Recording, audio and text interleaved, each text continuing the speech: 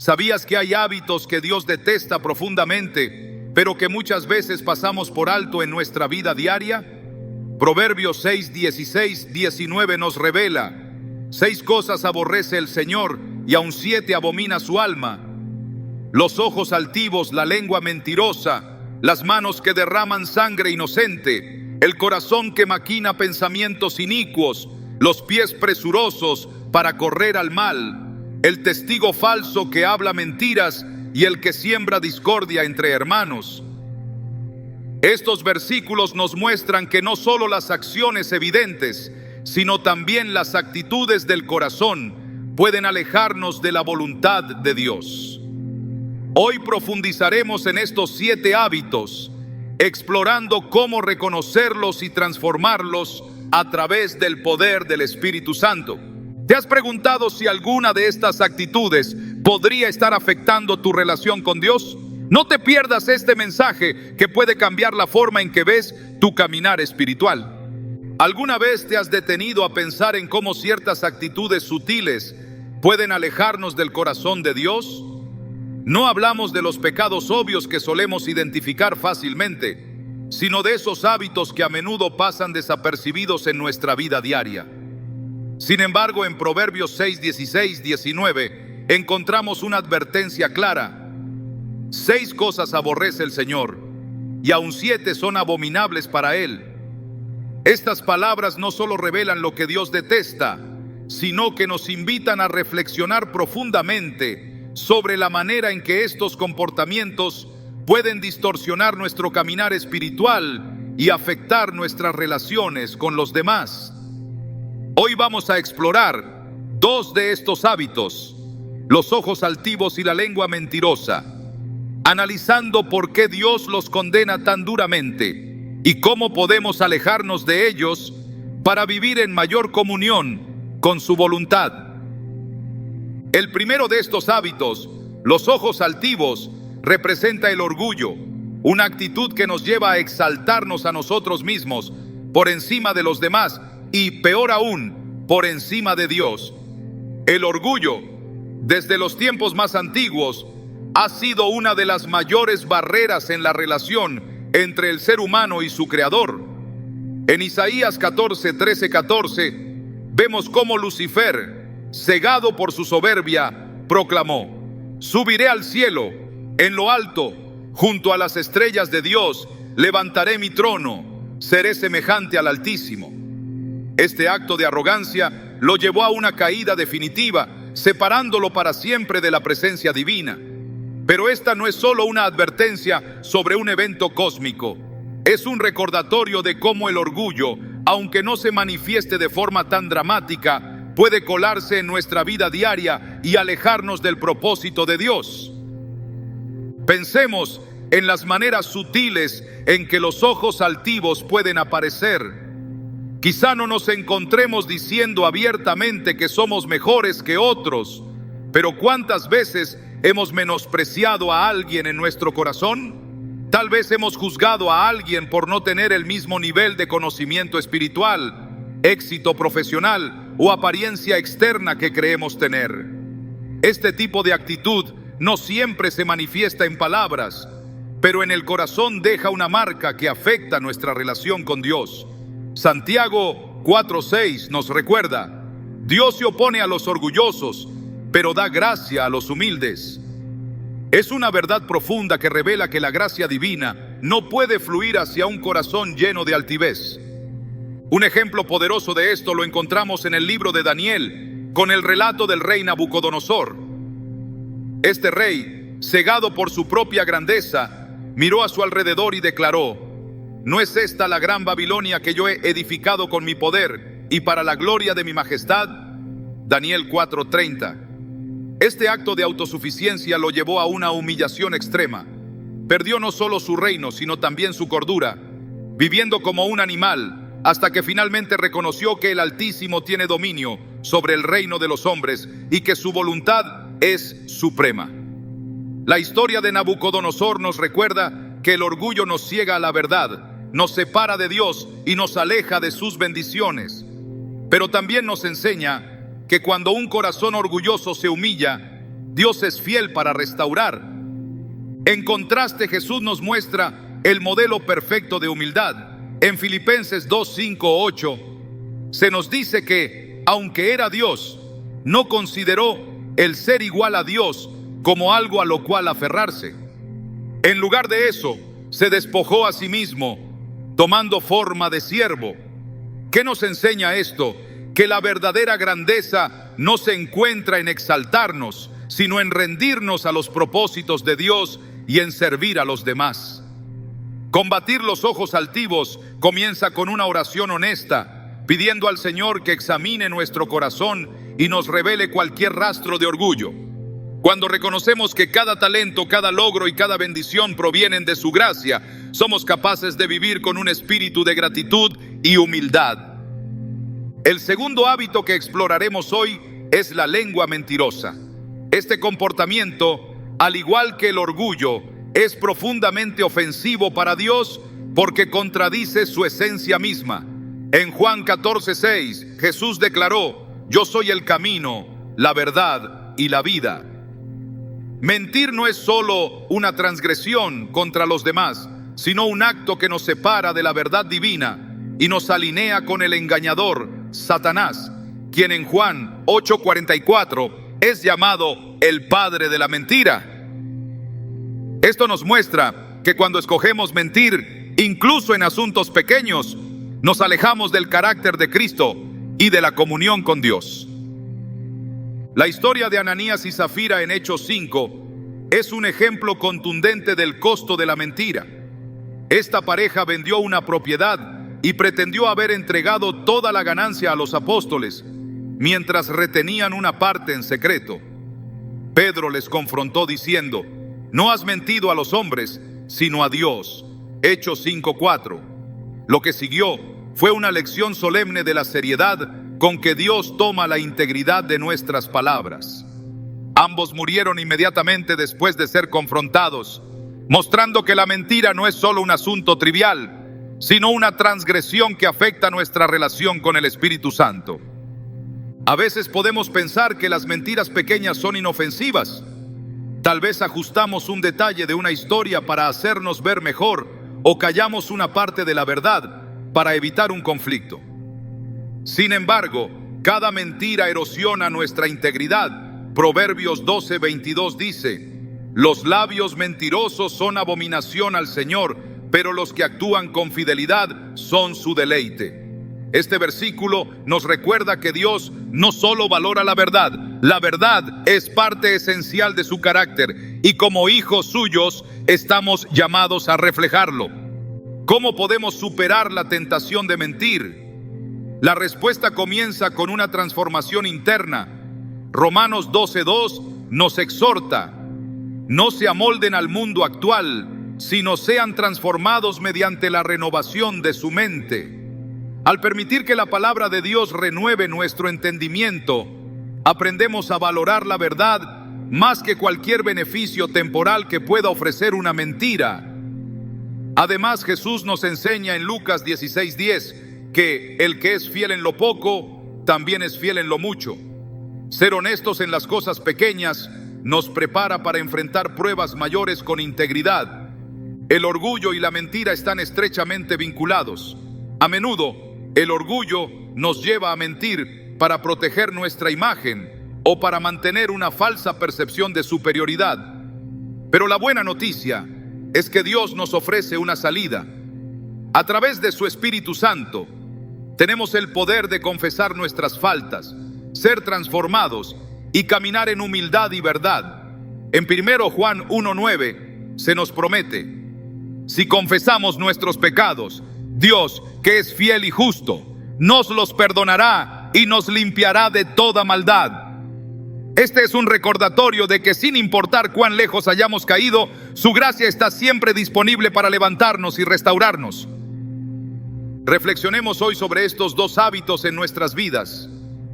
¿Hemos permitido que el orgullo o la mentira encuentren un lugar en nuestro corazón? Si es así, este es el momento de rendirlos ante Dios. Al hacerlo, no solo experimentaremos la libertad que proviene de la verdad, sino también la paz que acompaña a un corazón humilde y completamente rendido al Señor. Él no nos llama a alejarnos de estos hábitos para limitarnos, sino para liberarnos y permitirnos vivir en la plenitud de su propósito. Las manos que derraman sangre inocente ocupan un lugar prominente entre los hábitos que Dios aborrece. Y aunque este concepto puede parecer distante para muchos, es un tema que afecta nuestras vidas de maneras más profundas de lo que imaginamos. A primera vista, podría parecer que solo se refiere al acto literal de quitar la vida a alguien, pero en realidad este hábito va más allá de la violencia física y nos desafía a examinar nuestras acciones, palabras e intenciones. En Mateo 5, 21, 22, Jesús amplía esta idea al decir: ustedes han oído que se dijo a sus antepasados, no mates, y todo el que mate quedará sujeto al juicio del tribunal. Pero yo les digo que todo el que se enoje contra su hermano quedará sujeto al juicio del tribunal. Estas palabras muestran que no solo las acciones visibles, sino también los impulsos internos que alimentan el daño son abominables a los ojos de Dios. El daño físico es, sin duda, lo más evidente en este hábito. Desde los tiempos antiguos, las Escrituras han condenado el derramamiento de sangre inocente, comenzando con el relato de Caín y Abel en Génesis 4. En un acto impulsado por la envidia, Caín se levantó contra su hermano y lo mató. Cuando Dios lo confrontó, preguntó: ¿dónde está tu hermano Abel? Y Caín respondió con frialdad: no lo sé. ¿Soy acaso el guardián de mi hermano? Génesis 4:9. Este relato no solo muestra la gravedad del acto en sí, sino también la actitud de indiferencia hacia la vida de otro ser humano. El clamor de la sangre de Abel llegó hasta Dios, revelando que cada vida es preciosa y sagrada ante sus ojos. Sin embargo, este no es solo un relato antiguo, sigue siendo una advertencia viva para nosotros hoy. La violencia, ya sea física o emocional, tiene raíces en el corazón humano. A menudo comienza con pequeños actos de rencor o resentimiento que no se resuelven. Proverbios 4:23 nos exhorta: sobre toda cosa guardada, guarda tu corazón, porque de él mana la vida. Este versículo subraya que las acciones externas siempre nacen de lo que cultivamos internamente. Una palabra dicha en enojo, una acción tomada en un momento de ira, o incluso un pensamiento persistente de odio pueden convertirse en la semilla de un daño mayor. Aquí es donde somos llamados a reflexionar profundamente sobre nuestra responsabilidad, no solo de evitar el mal, sino de buscar la paz activa en nuestras relaciones. Pero, ¿qué pasa cuando el daño no es físico, sino emocional o espiritual? Muchas veces, nuestras palabras o actitudes pueden tener un impacto devastador en la vida de otros. Santiago 3:6 describe la lengua como un fuego, un mundo de maldad colocado entre los miembros del cuerpo. Las palabras, aunque intangibles, pueden derramar sangre inocente al herir, desanimar o destruir el espíritu de alguien. Un comentario lleno de desprecio, una crítica injusta o una calumnia pueden causar heridas que perduran mucho más que cualquier golpe físico. En nuestras interacciones diarias, debemos preguntarnos: ¿estamos edificando a los demás o, sin darnos cuenta, estamos siendo instrumentos de destrucción? Un ejemplo poderoso de cómo nuestras palabras y acciones pueden herir a los inocentes lo encontramos en la historia del pueblo de Israel. Cuando los espías enviados por Moisés regresaron con un informe negativo sobre la tierra prometida. En Números 13 y 14, su falta de fe y sus palabras de duda desanimaron al pueblo, llevándolos a rebelarse contra Dios. Esta rebelión resultó en consecuencias devastadoras. Una generación entera murió en el desierto, incapaz de entrar en la tierra prometida. Aunque los espías no derramaron sangre en el sentido literal, sus palabras y su actitud causaron un daño profundo al pueblo de Dios. Este relato nos recuerda que nuestras acciones tienen un impacto más amplio de lo que imaginamos y que somos responsables no solo de lo que hacemos, sino también de cómo influimos en los demás. Hoy en día, el concepto de manos que derraman sangre inocente puede extenderse a la indiferencia hacia las necesidades y el sufrimiento de los demás. En Mateo 25:40 Jesús dice: de cierto les digo que en cuanto lo hicieron a uno de estos mis hermanos más pequeños, a mí lo hicieron. Esto nos desafía a reconocer que nuestra pasividad frente a la injusticia también es una forma de daño. Cuando ignoramos el hambre, la pobreza, la opresión o cualquier otra forma de sufrimiento, nuestras manos, aunque no actúen directamente, contribuyen al dolor de otros. Este llamado nos invita a no solo evitar el mal, sino a buscar el bien activamente, siendo defensores de la justicia y la compasión en un mundo necesitado. La restauración y la reconciliación son posibles incluso cuando hemos fallado en este aspecto. La historia de José y sus hermanos en Génesis 37:50 es un ejemplo poderoso de cómo Dios puede transformar el daño en redención. Los hermanos de José, movidos por la envidia, planearon matarlo y finalmente lo vendieron como esclavo. Años más tarde, cuando se encontraron nuevamente, José tuvo la oportunidad de vengarse.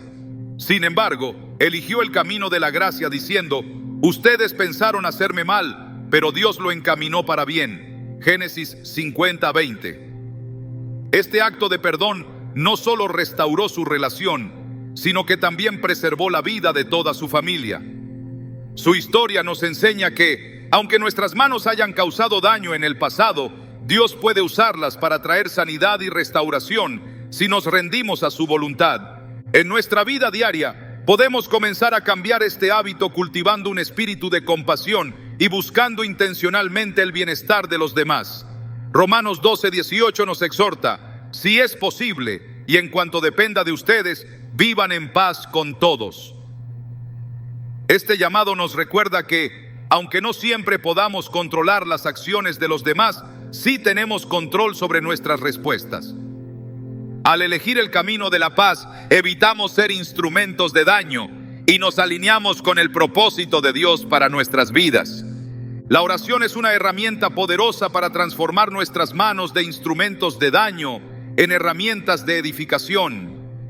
En el Salmo 139, 23, 24, el salmista clama: examíname, oh Dios, y conoce mi corazón. Pruébame y conoce mis pensamientos. Ve si hay en mí camino de perversidad y guíame en el camino eterno. Este tipo de oración nos lleva a un lugar de honestidad ante Dios, permitiéndole revelar áreas de nuestra vida que necesitan ser transformadas. Cuando nos sometemos a su dirección, nuestras manos, corazones y palabras comienzan a reflejar su carácter. Finalmente, recordemos que Dios nos llama no solo a evitar el mal, sino a ser agentes de cambio en un mundo que necesita desesperadamente su luz. En Isaías 1:17 se nos instruye: aprendan a hacer el bien, busquen la justicia, reprendan al opresor, defiendan al huérfano, aboguen por la viuda. Este mandato nos desafía a ser proactivos, a usar nuestras manos para edificar, consolar y sanar, en lugar de causar daño. Cuando vivimos de esta manera, no solo evitamos los hábitos que Dios aborrece, sino que también nos convertimos en instrumentos de su amor y redención. A medida que reflexionamos sobre este hábito, consideremos nuestras propias vidas. ¿Hemos causado daño a otros, ya sea con nuestras acciones, palabras o incluso nuestra indiferencia? Si es así, este es el momento de buscar el perdón de Dios y pedir su ayuda para cambiar. En 1 Juan 1:9 se nos promete: si confesamos nuestros pecados, Dios, que es fiel y justo, nos los perdonará y nos limpiará de toda maldad. Este es el comienzo de un camino hacia la restauración, no solo en nuestra relación con Dios, sino también con aquellos a quienes hemos lastimado. El llamado de Dios es claro: nuestras manos no están destinadas a derramar sangre inocente, sino a ser instrumentos de su amor, paz y justicia. Hoy decidamos rendir nuestras acciones, palabras e intenciones a su voluntad, permitiendo que Él transforme cada aspecto de nuestra vida para reflejar su gloria. En este proceso, no solo evitaremos el daño, sino que también nos convertiremos en portadores de vida y esperanza para un mundo que desesperadamente necesita su toque divino. La reflexión sobre los hábitos que Dios detesta nos lleva ahora a examinar una actitud que, aunque a menudo pasa desapercibida, puede tener profundas consecuencias espirituales: el corazón que maquina pensamientos inicuos. Este hábito no solo expone lo que sucede en lo profundo de nuestro ser, sino que también revela una lucha constante entre el bien y el mal dentro de nosotros. Jeremías 17:9 declara: engañoso es el corazón más que todas las cosas, y perverso, ¿quién lo conocerá? Este versículo nos confronta con una realidad que pocos están dispuestos a admitir. Nuestras intenciones más ocultas, aquellas que nadie ve, son conocidas por Dios, y de ellas dependerá el curso de nuestra vida. Los pensamientos inicuos no surgen de la nada, nacen de lo que alimentamos en nuestro interior. Jesús en Mateo 15:19 nos enseña que del corazón salen los malos pensamientos, los homicidios, los adulterios, las fornicaciones, los hurtos, los falsos testimonios y las blasfemias. Esto nos muestra que el pecado no comienza con las acciones visibles, sino con las semillas que sembramos en nuestra mente y en nuestro espíritu. Un pensamiento que no se confronta con la verdad de Dios puede crecer y convertirse en una acción que nos aleja de su propósito. Pero, ¿cómo podemos identificar estas semillas antes de que se conviertan en algo destructivo? Un ejemplo claro lo encontramos en la historia de David y Betsabé, narrada en 2 Samuel 11. Todo comenzó con un pensamiento, un deseo que David permitió crecer en su corazón al observar a Betsabé desde la terraza de su palacio. Lo que pudo haber sido una tentación momentánea se convirtió en una cadena de decisiones inicuas: el adulterio, el engaño y finalmente el asesinato de Urías. Aunque David era un hombre conforme al corazón de Dios, este episodio nos muestra cómo incluso alguien con una fe profunda puede ser arrastrado por pensamientos que no se rinden a la voluntad de Dios. Sin embargo, también nos enseña sobre el arrepentimiento y la gracia, porque en el Salmo 51 vemos a David clamando: crea en mí, oh Dios, un corazón limpio, y renueva un espíritu recto dentro de mí. Salmo 51:10. Este clamor nos recuerda que, aunque nuestras intenciones hayan sido torcidas, Dios siempre está dispuesto a restaurarnos cuando venimos a Él con un corazón genuino. Pero los pensamientos inicuos no siempre se manifiestan en acciones evidentes. A veces permanecen ocultos, pero afectan nuestras relaciones, nuestra percepción y nuestra comunión con Dios. Por ejemplo, el resentimiento hacia alguien puede parecer insignificante al principio, pero si no se enfrenta, comienza a moldear la manera en que tratamos a esa persona.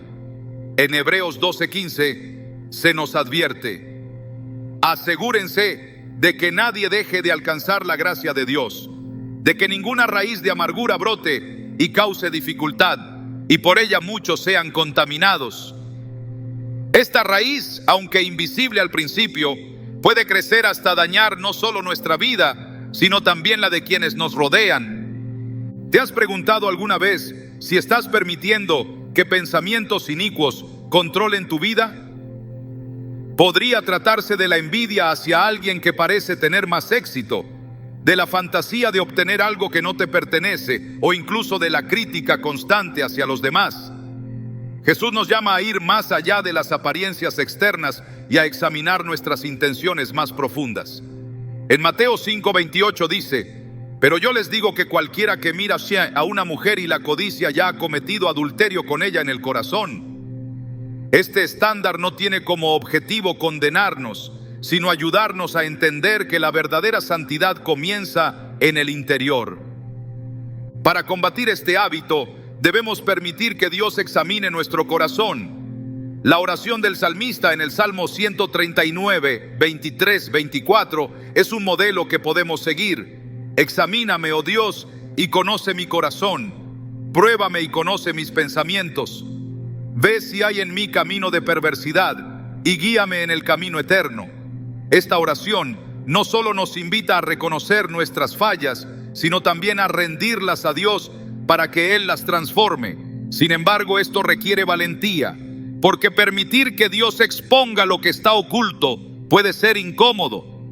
Aún así, es el primer paso hacia la libertad.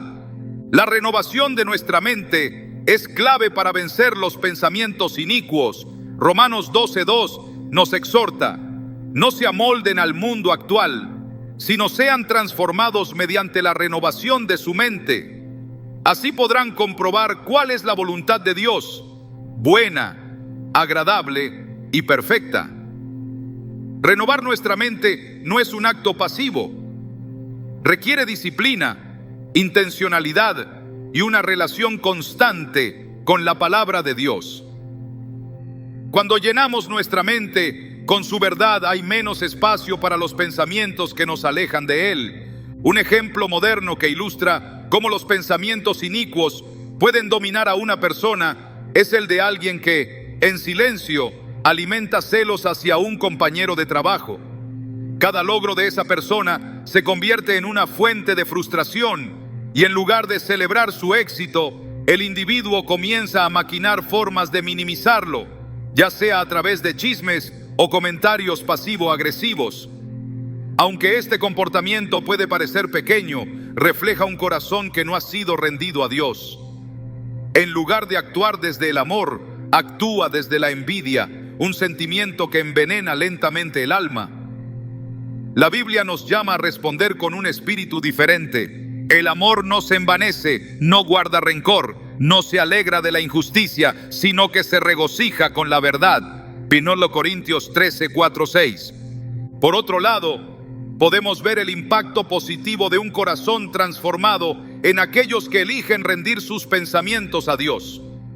Piensa en José, quien, a pesar de ser traicionado por sus hermanos y enfrentarse a años de injusticia, no permitió que la amargura y el rencor dominaran su corazón. Cuando finalmente se reencontró con sus hermanos, en lugar de buscar venganza, eligió perdonar. En Génesis 50:20 declaró: ustedes pensaron hacerme mal, pero Dios lo encaminó para bien. Este ejemplo nos recuerda que cuando entregamos nuestros pensamientos a Dios, Él puede usarlos para cumplir su propósito redentor. La batalla contra los pensamientos inicuos es constante, pero no estamos solos en esta lucha. En Filipenses 4:8, Pablo nos da una estrategia poderosa. Todo lo que es verdadero, todo lo honesto, todo lo justo, todo lo puro, todo lo amable, todo lo que es de buen nombre, si hay virtud alguna, si hay algo digno de alabanza, en esto piensen. Este versículo nos invita a reemplazar los pensamientos negativos con aquellos que reflejan el carácter de Dios. Cuando hacemos esto, comenzamos a experimentar la paz que sobrepasa todo entendimiento, una paz que guarda nuestro corazón y nuestra mente en Cristo Jesús. Finalmente, recordemos que la gracia de Dios es suficiente para transformar incluso los pensamientos más oscuros. En Ezequiel 36:26, Dios promete: les daré un corazón nuevo y pondré un espíritu nuevo dentro de ustedes. Quitaré de su carne el corazón de piedra y les daré un corazón de carne. Esta promesa nos asegura que sin importar cuán lejos hayamos caído, su poder es suficiente para renovarnos y darnos una nueva perspectiva. ¿Te has detenido a reflexionar sobre los pensamientos que has permitido en tu corazón? Este es el momento de presentarlos ante Dios, de pedirle que limpie tu mente y transforme tus intenciones. No importa cuán difíciles parezcan estas luchas, recuerda que su gracia es mayor que cualquier debilidad. Al rendirnos a Él, encontramos la libertad de vivir conforme a su propósito libres del peso de los pensamientos inicuos y llenos de la paz que solo Él puede dar. ¿Te has detenido alguna vez a reflexionar sobre hacia dónde te conducen tus pasos? No solo los pasos físicos, sino aquellos movimientos internos de tu corazón y tu mente que determinan las decisiones que tomas cada día. Proverbios 6 y 18 describe uno de los hábitos que Dios aborrece: pies presurosos para correr al mal. Esta expresión no habla únicamente de actos externos, refleja una disposición interna, una inclinación hacia aquello que sabemos que no agrada a Dios. Es un hábito que revela nuestra urgencia por seguir el camino equivocado, dejando atrás la sabiduría y las advertencias que Él nos ha dado. Desde el principio, el ser humano ha luchado contra esta inclinación. En Génesis 3, vemos cómo Eva permitió que sus pasos la llevaran al árbol prohibido, aún después de haber escuchado la instrucción clara de Dios. No fue simplemente una caminata física. Sus pensamientos ya habían sido seducidos y sus pies actuaron en consecuencia. Este relato es un recordatorio de cómo nuestras acciones no son espontáneas, sino que están precedidas por lo que permitimos que habite en nuestro corazón. Eva no corrió al mal inmediatamente, permitió que sus pensamientos se desviaran, y cuando la oportunidad apareció, sus pies siguieron lo que su mente ya había decidido. El problema con este hábito no es solo lo que hacemos, sino lo que revela sobre nuestra relación con Dios. Cuando nuestros pies se apresuran hacia el mal, estamos eligiendo nuestras propias inclinaciones sobre su dirección. Romanos 7:15 expresa esta lucha de manera contundente. No entiendo lo que hago, porque no practico lo que quiero, sino lo que aborrezco, eso hago. Este versículo no solo refleja el conflicto interno de Pablo, sino también el de cada uno de nosotros. A menudo sabemos cuál es el camino correcto, pero algo dentro de nosotros parece apresurarnos hacia la dirección opuesta. Un ejemplo claro de pies presurosos para correr al mal lo encontramos en la historia del pueblo de Israel. Después de ser liberados milagrosamente de Egipto, rápidamente se apartaron del camino que Dios había trazado para ellos. En Éxodo 32, mientras Moisés estaba en el monte Sinaí recibiendo la ley de Dios, el pueblo presionó a Aarón para que les hiciera un becerro de oro. Sus pies, en lugar de esperar pacientemente la dirección divina, corrieron hacia la idolatría. Este episodio no solo revela su impaciencia, sino también su disposición a buscar satisfacción inmediata en lugar de confiar en el plan perfecto de Dios. ¿Cuántas veces hemos hecho lo mismo? Tal vez no hemos fabricado un ídolo físico, pero nos hemos apresurado hacia decisiones que sabemos que no son lo mejor, simplemente porque no quisimos esperar en Dios. Este hábito no siempre se manifiesta de manera drástica. A veces aparece en las decisiones pequeñas, en esos momentos en que justificamos una acción incorrecta porque parece conveniente o porque no es tan grave. En Santiago 1, 14, 15 se nos advierte: cada uno es tentado cuando es arrastrado y seducido por su propio deseo. Luego, cuando el deseo ha concebido, engendra el pecado. Y el pecado, una vez que ha crecido, da a luz la muerte. Esta progresión nos muestra que el mal rara vez nos obliga. Más bien, lo elegimos paso a paso, hasta que nos damos cuenta de que hemos recorrido un camino que nunca planeamos transitar. En nuestra vida diaria, esta disposición a correr al mal puede manifestarse de muchas maneras. Tal vez es en la forma en que reaccionamos impulsivamente, eligiendo responder con enojo en lugar de con paciencia. O quizás es en esas decisiones apresuradas que tomamos sin buscar la guía de Dios, confiando en nuestro propio entendimiento en lugar de en su sabiduría. Proverbios 3, 5, 6 nos exhorta: confía en el Señor con todo tu corazón y no te apoyes en tu propio entendimiento. Reconócelo en todos tus caminos y Él allanará tus sendas. Sin embargo, confiar en Dios requiere paciencia, y a menudo nuestros pies presurosos reflejan nuestra falta de fe en su tiempo y en su plan. Una historia moderna que ilustra este hábito es la de alguien que, enfrentando dificultades financieras, decide actuar de manera deshonesta para obtener ganancias rápidas. Quizás justifica su decisión pensando que lo hace por necesidad o que Dios entenderá. Sin embargo, este acto, aunque aparentemente pequeño, refleja una elección de confiar más en sus propios medios que en la provisión divina. La Biblia nos recuerda que Dios siempre provee para aquellos que confían en Él. En Mateo 6:33 se nos promete: busquen primeramente el reino de Dios y su justicia, y todas estas cosas les serán añadidas. Sin embargo, esta promesa requiere que esperemos en Él, algo que los pies presurosos rara vez están dispuestos a hacer. ¿Cómo combatimos este hábito? El primer paso es reconocerlo. Como en el Salmo 119:59, debemos detenernos y reflexionar. Consideré mis caminos y volví mis pasos a tus testimonios. Este acto de introspección nos ayuda a identificar las áreas en las que hemos permitido que nuestros pies corran al mal. También es esencial fortalecer nuestra relación con Dios a través de la oración y la meditación en su palabra. Cuando estamos llenos de su verdad, es más fácil resistir la tentación de seguir caminos equivocados. La comunidad también juega un papel importante en este proceso.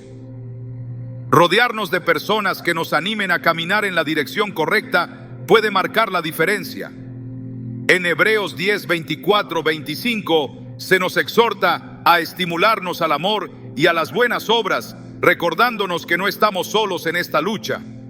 Tener a alguien que nos llame la atención con amor cuando nuestros pasos comienzan a desviarse puede ser la herramienta que Dios usa para mantenernos en su camino.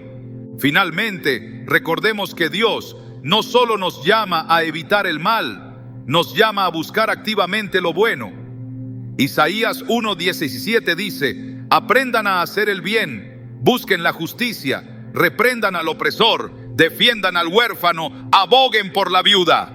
Este versículo nos desafía a reemplazar los pasos apresurados hacia el mal con un caminar intencional hacia la justicia, el amor y la compasión. A medida que reflexionamos sobre este hábito, pidámosle a Dios que examine nuestro corazón y nuestros caminos. Tal vez hemos permitido que nuestros pies se apresuren hacia el mal en algunas áreas de nuestra vida, pero su gracia siempre está disponible para redirigirnos. En Isaías 30:21 se nos asegura: ya sea que te desvíes a la derecha o a la izquierda, tus oídos oirán una voz detrás de ti, diciendo: este es el camino, síguelo. Escuchemos esa voz y permitamos que nos guíe de regreso a su sendero, donde cada paso que demos refleje su amor y su propósito. Uno de los hábitos que la palabra de Dios señala como abominables es el testigo falso que habla mentiras. Este no es simplemente un llamado contra el engaño, sino una advertencia solemne sobre el poder destructivo de las palabras cuando son utilizadas para manipular, dividir o falsear la verdad. Desde las primeras páginas de las Escrituras, Dios deja claro su amor por la justicia y su odio por el engaño. En Éxodo 20:16, uno de los 10 mandamientos dice: no darás falso testimonio contra tu prójimo. Esta instrucción no es solo una norma moral, sino un reflejo del carácter justo y verdadero de Dios. La mentira, especialmente en forma de falso testimonio, va en contra de todo lo que él representa. Un ejemplo poderoso de este hábito lo encontramos en la historia de Nabot y su viña, relatada en 1 Reyes 21. Nabot era un hombre justo que poseía una viña cerca del palacio del rey Acab. Este rey, codicioso y lleno de deseos, quiso comprar la viña para convertirla en un huerto, pero Nabot se negó porque era una herencia de sus antepasados. En lugar de aceptar su negativa, Acab, impulsado por su esposa Jezabel, urdió un plan para despojar a Nabot de su propiedad. Jezabel escribió cartas en nombre del rey y convocó a testigos falsos para acusar a Nabot de maldecir a Dios y al rey, un delito que se castigaba con la muerte. Por causa de esas mentiras, Nabot fue apedreado y Acab tomó posesión de la viña. Sin embargo, esta injusticia no pasó desapercibida ante Dios. El profeta Elías fue enviado por el Señor para confrontar a Acab con estas palabras: ¿no has asesinado y también tomado posesión? Primero Reyes 21:19. Este episodio muestra la gravedad del falso testimonio y cómo Dios no solo ve el acto en sí, sino las intenciones detrás de él. Las mentiras de los testigos no solo causaron la muerte de un hombre inocente, sino que también expusieron el corazón corrupto de quienes estuvieron involucrados en el plan. Esto nos recuerda que el falso testimonio no solo afecta a quienes son acusados injustamente, sino que también condena a quienes participan en el engaño. El daño causado por el falso testimonio no se limita al ámbito personal, también puede desestabilizar comunidades enteras. En Hechos 6 leemos sobre cómo Esteban, un hombre lleno de gracia y poder, fue llevado ante el Sanedrín por causa de testigos falsos. Estos hombres afirmaron que Esteban hablaba blasfemias contra Moisés y contra Dios, acusaciones que encendieron la ira de los líderes religiosos y llevaron a su martirio. Pero incluso en medio de esta injusticia, Esteban permaneció fiel, mirando hacia el cielo y viendo la gloria de Dios. Este relato no solo subraya el impacto devastador del falso testimonio, sino que también nos muestra la fortaleza que proviene de confiar en la verdad y en la justicia de Dios. La mentira en forma de falso testimonio es particularmente abominable porque socava uno de los fundamentos más importantes de cualquier sociedad: la justicia. Proverbios 19:5 advierte: el testigo falso no quedará sin castigo, y el que habla mentiras no escapará. Este versículo refleja la promesa de que Dios no ignorará el mal causado por quienes distorsionan la verdad. Aunque la justicia humana puede fallar, la justicia divina es perfecta e ineludible. Esto nos da esperanza de que aunque el falso testimonio pueda prevalecer temporalmente, siempre será confrontado por la verdad de Dios. Otro ejemplo bíblico de las consecuencias del testimonio falso se encuentra en la historia de Susana, narrada en el libro de Daniel. Susana era una mujer virtuosa que fue acosada por dos ancianos malvados. Estos hombres, al no poder satisfacer sus deseos, decidieron dar falso testimonio contra ella, acusándola de adulterio. Su testimonio, respaldado por su posición de autoridad, parecía inquebrantable, y Susana enfrentó una sentencia de muerte. Sin embargo, Dios intervino a través de Daniel, quien expuso la falsedad de sus palabras. Bajo el escrutinio de Daniel, los ancianos fueron desenmascarados y recibieron el castigo que ellos mismos habían planeado para Susana. Este relato es un recordatorio de que, aunque el falso testimonio pueda parecer poderoso, la verdad siempre triunfará bajo la justicia de Dios. La gravedad del testimonio falso no reside solo en el daño que causa a las personas, sino también en cómo refleja una traición al carácter de Dios. Jesús dijo en Juan 14:6: yo soy el camino, la verdad y la vida. Hablar falsedades, especialmente en contra de otros, nos alinea con el enemigo, quien en Juan 8:44 es llamado el padre de la mentira. Este hábito no es solo una transgresión contra los demás, es una ofensa directa contra el Dios de la verdad. Las Escrituras también muestran cómo el falso testimonio fue utilizado en el juicio de Jesús. Los líderes religiosos, buscando razones para condenarlo, trajeron testigos falsos que distorsionaron sus palabras y lo acusaron de blasfemia. En Mateo 26, 59, 60 leemos: los principales sacerdotes y todo el concilio buscaban falso testimonio contra Jesús para entregarlo a la muerte, pero no lo hallaron, aunque se presentaron muchos testigos falsos. Este relato no solo muestra la injusticia que sufrió Jesús, sino que también resalta cómo el falso testimonio es un instrumento del mal que intenta oponerse al plan redentor de Dios. Sin embargo, incluso en medio de esta injusticia, Jesús no respondió con ira ni con engaño. En lugar de defenderse contra las mentiras, confió en la voluntad del Padre. En 1 Pedro 2:23 se nos dice: cuando lo maldecían, no respondía con maldición; cuando sufría, no amenazaba, sino que se encomendaba al que juzga con justicia. Su ejemplo nos muestra cómo enfrentar el falso testimonio con fe, confiando en que Dios es el juez perfecto y que su verdad prevalecerá. El testimonio falso también nos confronta con una pregunta personal: ¿cómo utilizamos nuestras palabras? Proverbios 18:21 nos recuerda: la muerte y la vida están en poder de la lengua, y los que la aman comerán de sus frutos.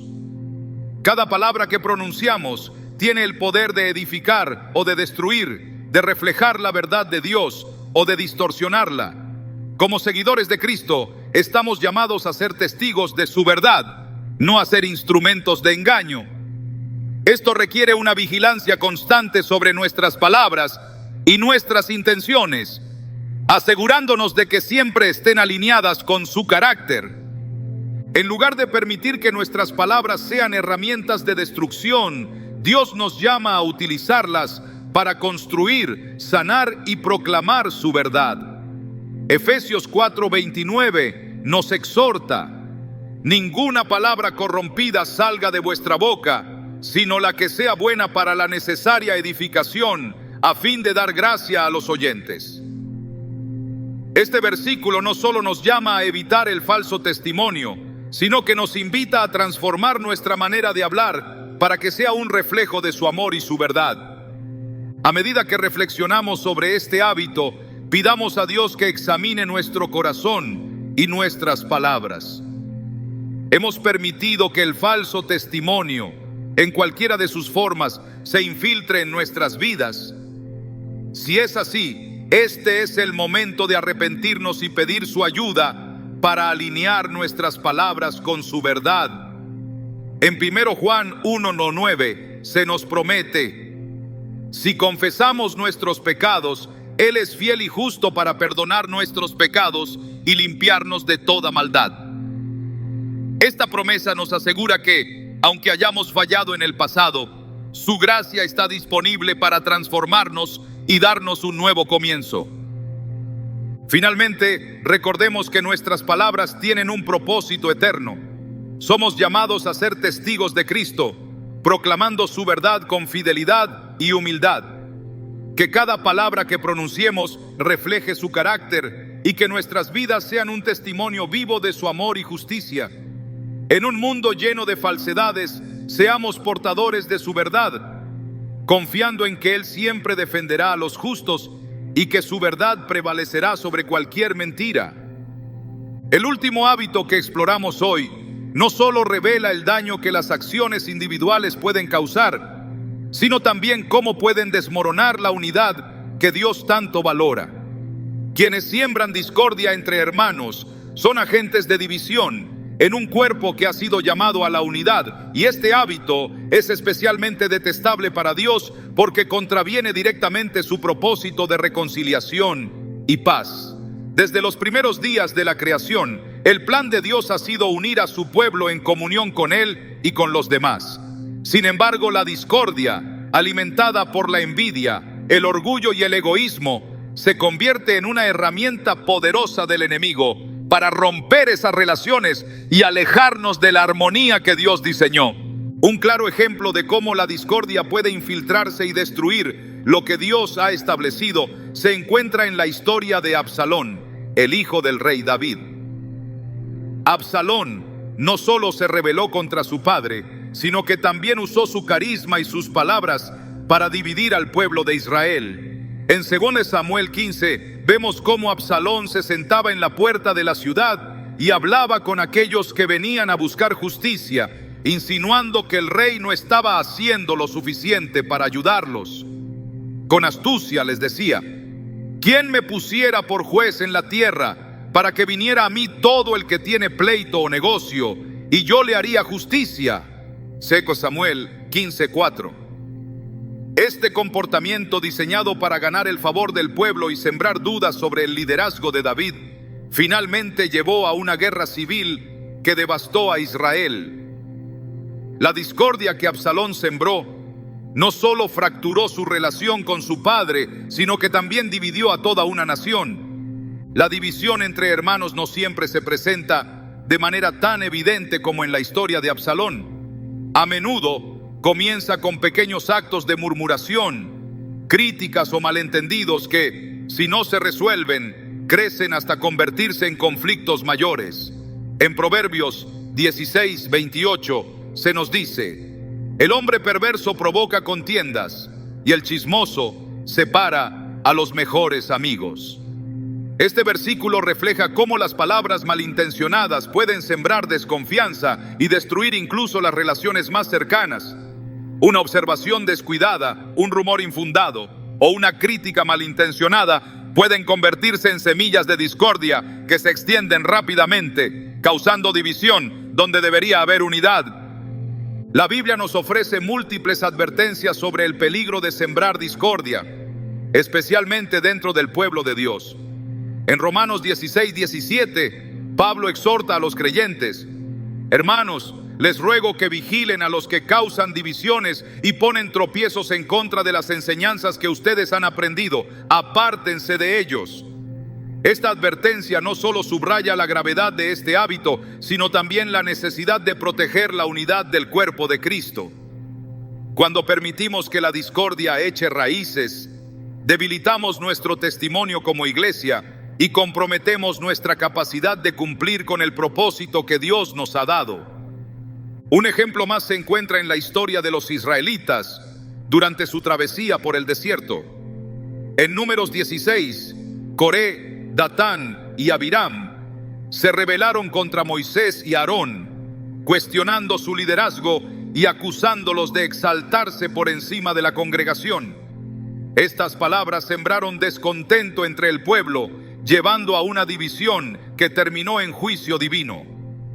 Dios intervino de manera drástica, mostrando que la discordia no solo es destructiva para la comunidad, sino que también es una ofensa directa contra su autoridad. Este relato nos recuerda que la unidad no es opcional en el pueblo de Dios. Es un mandato que refleja su carácter y su propósito. La discordia también puede surgir cuando permitimos que nuestras diferencias eclipsen nuestra unidad en Cristo.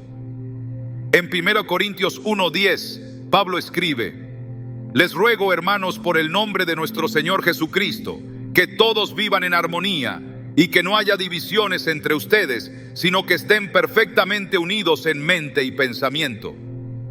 Esta exhortación subraya que la unidad no significa ausencia de diversidad, sino un compromiso de priorizar nuestro amor por Cristo por encima de nuestras diferencias.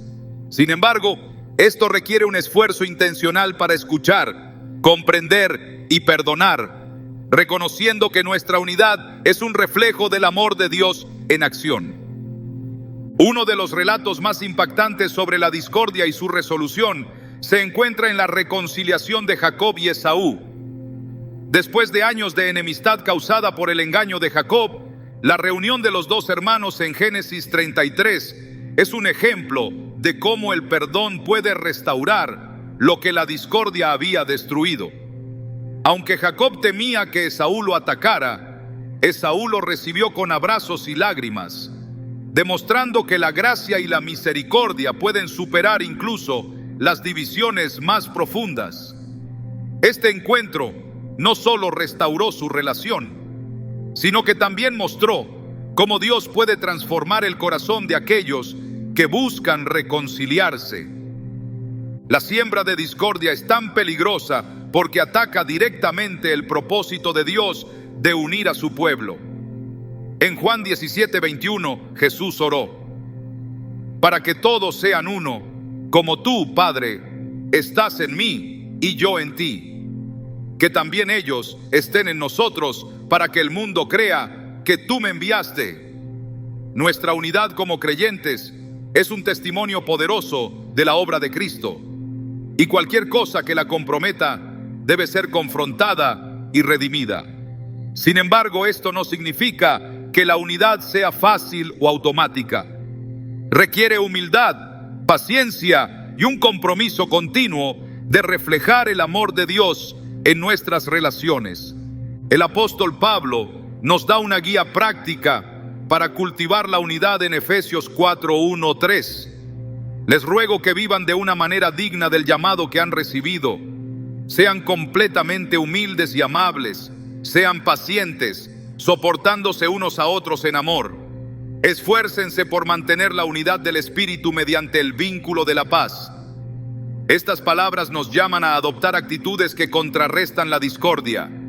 Humildad en lugar de orgullo, amabilidad en lugar de crítica y paciencia en lugar de impulsividad.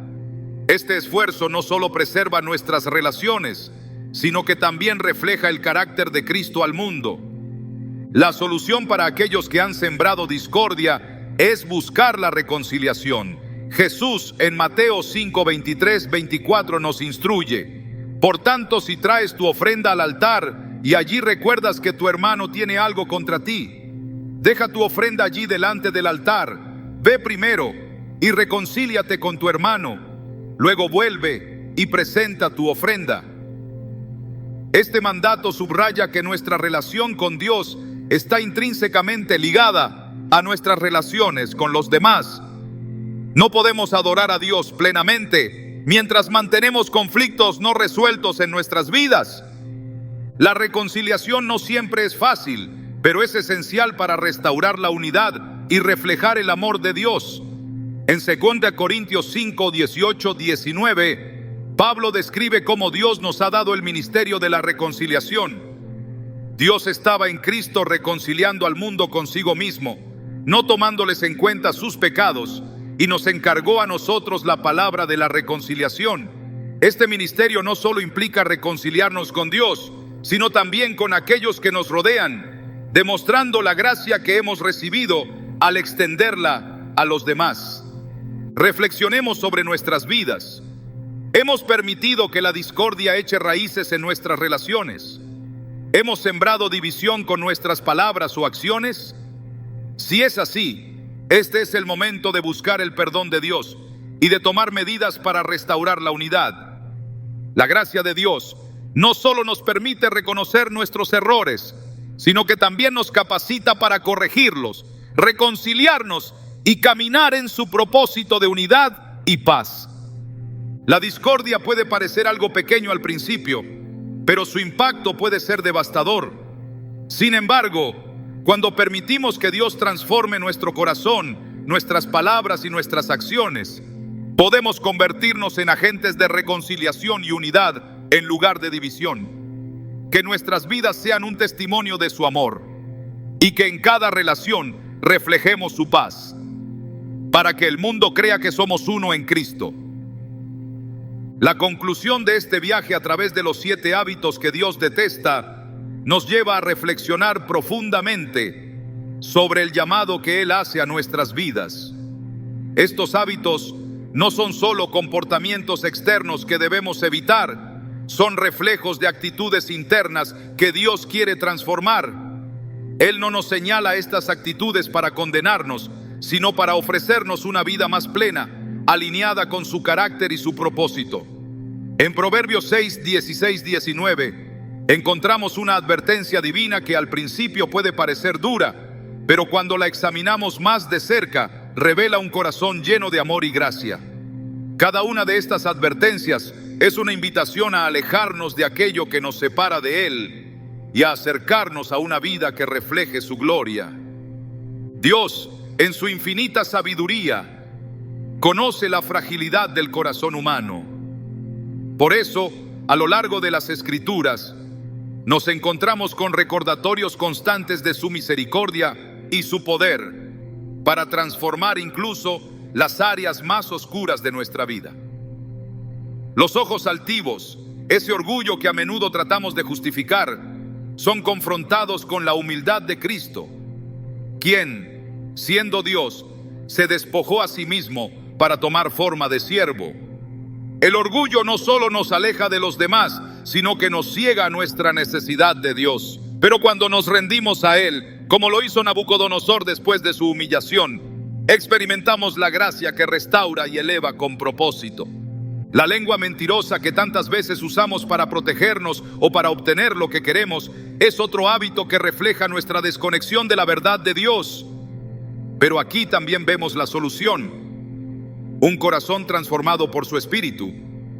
En Juan 8:32, Jesús nos promete: y conocerán la verdad, y la verdad los hará libres.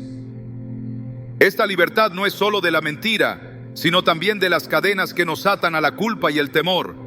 Al caminar en verdad, comenzamos a experimentar la plenitud de la vida que Dios nos ofrece. Cuando reflexionamos sobre las manos que derraman sangre inocente, recordamos que no se trata solo de actos de violencia física, sino de cualquier acción o palabra que cause daño a otros. Jesús nos llama a un estándar más alto, diciéndonos que incluso el enojo en nuestro corazón puede llevarnos al juicio. Mateo 5:22. Este llamado no busca hacernos sentir culpables, sino llevarnos a un lugar de reconciliación y amor. Así como Dios confrontó a Caín después de su pecado, Él nos llama a examinar nuestro corazón y a buscar la restauración antes de que el daño sea irreversible.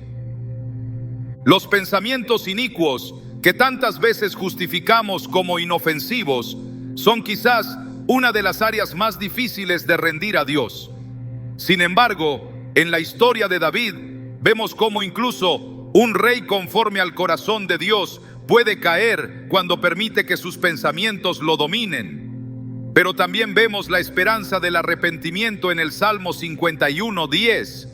Crea en mí, oh Dios, un corazón limpio y renueva un espíritu recto dentro de mí. Este es un recordatorio de que Dios no solo ve nuestros pensamientos, sino que también tiene el poder de purificarlos y dirigirlos hacia lo que es bueno, justo y santo. Cuando pensamos en los pies presurosos para correr al mal, no podemos ignorar cómo nuestras acciones reflejan las decisiones de nuestro corazón. La historia de José, quien huyó de la tentación, nos muestra que Dios siempre provee una salida cuando enfrentamos el mal. 1 Corintios 10:13. Pero huir del mal no es suficiente. También debemos correr hacia el bien, siguiendo los pasos de Cristo, quien dedicó su vida a buscar y salvar lo que se había perdido. El testigo falso que habla mentiras nos confronta con la responsabilidad de nuestras palabras y cómo éstas pueden construir o destruir. En las historias de Esteban y Jesús, vemos cómo el falso testimonio puede ser usado para intentar detener el propósito de Dios. Sin embargo, también vemos que la verdad siempre prevalece. Jesús, frente a los falsos testigos, permaneció en silencio, confiando en el juicio del Padre. Este es un recordatorio poderoso de que, aunque enfrentemos injusticias, Dios es el defensor de los justos y su justicia no falla. Finalmente, aquellos que siembran discordia entre hermanos representan una amenaza directa a la unidad que Dios desea para su pueblo. En un mundo tan dividido, el llamado a la reconciliación se vuelve más urgente que nunca. Jesús oró en Juan 17:21 para que todos fuéramos uno, como Él y el Padre son uno. Este no es solo un deseo, sino una expectativa que requiere que cada uno de nosotros examine cómo nuestras palabras y acciones afectan a los demás. La unidad no es una opción, es una necesidad para que el mundo pueda ver a Cristo reflejado en nosotros. A medida que concluimos este recorrido, es esencial recordar que estos 7 hábitos no son simplemente una lista de cosas que evitar. Son un espejo que revela las áreas de nuestra vida que necesitan ser transformadas por la gracia de Dios. Él no nos llama a cambiar por nuestra cuenta, sino a depender completamente de su poder para renovar nuestro corazón, nuestra mente y nuestras acciones. En 2 Corintios 5:17 se nos promete: de modo que si alguno está en Cristo, nueva criatura es. Las cosas viejas pasaron, he aquí todas son hechas nuevas. Esta es la esperanza que tenemos. No importa cuán lejos hayamos caído, su gracia es suficiente para levantarnos. La transformación comienza con la confesión y el arrepentimiento. En 1 Juan 1:9 se nos dice: si confesamos nuestros pecados, Él es fiel y justo para perdonar nuestros pecados y limpiarnos de toda maldad. Este es el primer paso hacia la libertad, pero no es el único. También debemos buscar su guía diariamente a través de la oración, la meditación en su palabra y la comunión con otros creyentes. En comunidad, encontramos el apoyo que necesitamos para perseverar y crecer en santidad.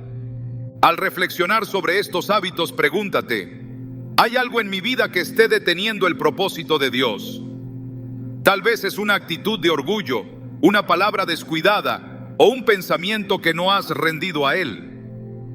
Cualquiera que sea el caso, este es el momento de rendirlo a sus pies, confiando en que su gracia es suficiente para transformarte y guiarte hacia una vida que le honre. Dios no nos llama a evitar estos hábitos simplemente por evitarlos. Nos llama a alejarnos de ellos para acercarnos a Él. Cada paso que damos lejos del orgullo, la mentira, la violencia, los pensamientos inicuos, el mal, el falso testimonio y la discordia es un paso hacia la paz, la verdad y la unidad que solo Él puede ofrecer. No se trata solo de lo que dejamos atrás, sino de lo que ganamos al caminar en obediencia. Una relación más profunda con el Creador, una vida llena de propósito y un testimonio que refleja su gloria. Este es el momento de tomar una decisión.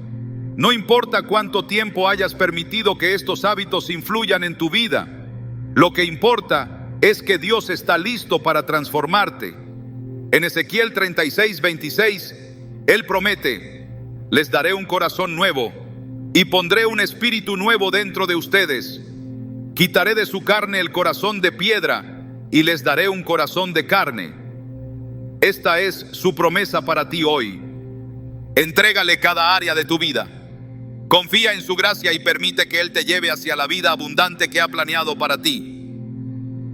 Mientras cierras este capítulo, recuerda que no estás solo en esta jornada.